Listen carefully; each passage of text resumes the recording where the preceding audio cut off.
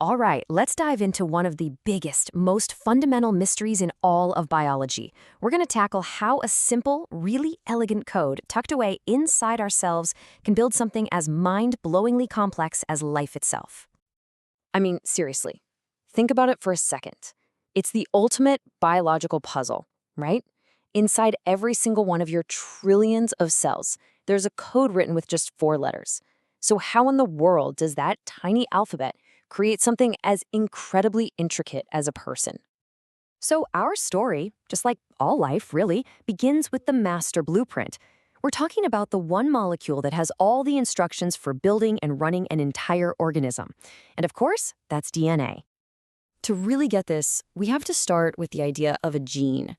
So if you picture DNA as this enormous instruction manual, then a single gene is like one specific recipe in that book.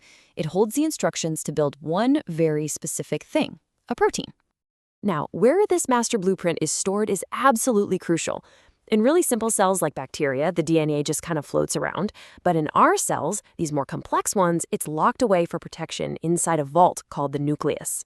And this creates a bit of a logistical challenge. How do you read the recipe if the cookbook can't ever leave the library? The blueprint itself has this beautiful, iconic structure. You see, DNA isn't just a single string of code. It's this magnificent double helix. It's 2 strands that complement each other, twisted together like a spiral staircase made of pure information.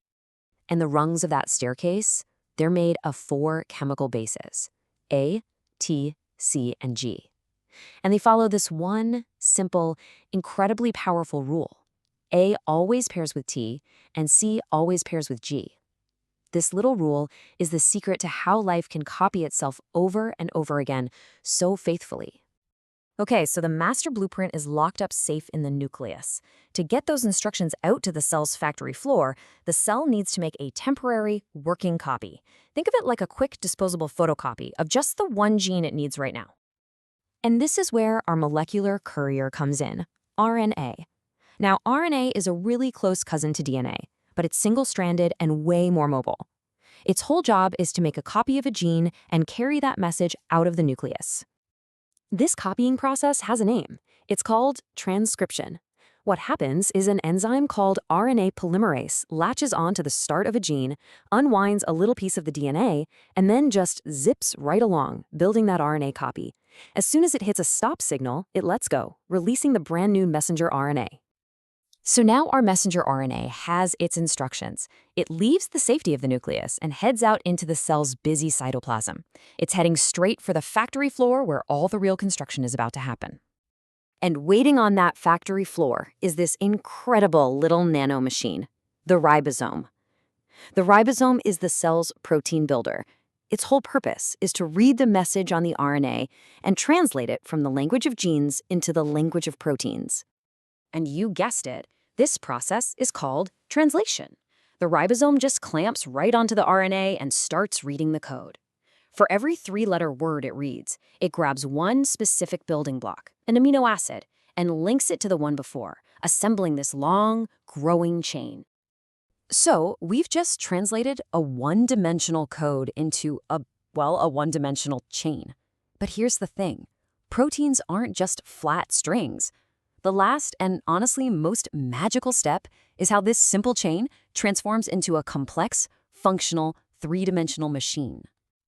And a real key to this whole translation thing is a magic number 3. You see, the genetic code isn't read 1 letter at a time. Nope, the ribosome reads it in chunks of 3-letter words. And each one of these 3-letter words has a name. It's called a codon. Every single codon, whether it's AUG or GGC, corresponds to one of the 20 different amino acids, which are, the building blocks for every protein in existence. The thing that comes directly out of translation is what we call the primary structure. It's just that simple, linear sequence of amino acids exactly as the codons dictated. It's like beads on a string, really. This is the protein in its most basic, unfolded form. But that string does not stay straight for long. Almost immediately, based on the chemical attractions between the amino acids, it starts to organize itself into simple repeating patterns. You get these elegant coils called alpha helices, and these flat, folded sections called beta sheets. That's its secondary structure. Then comes the most critical step of all. The protein folds. The helices and sheets twist and bend and pack in on themselves, forming a complex, unique, and stable three-dimensional shape. This final form, the tertiary structure, is what gives a protein its specific job.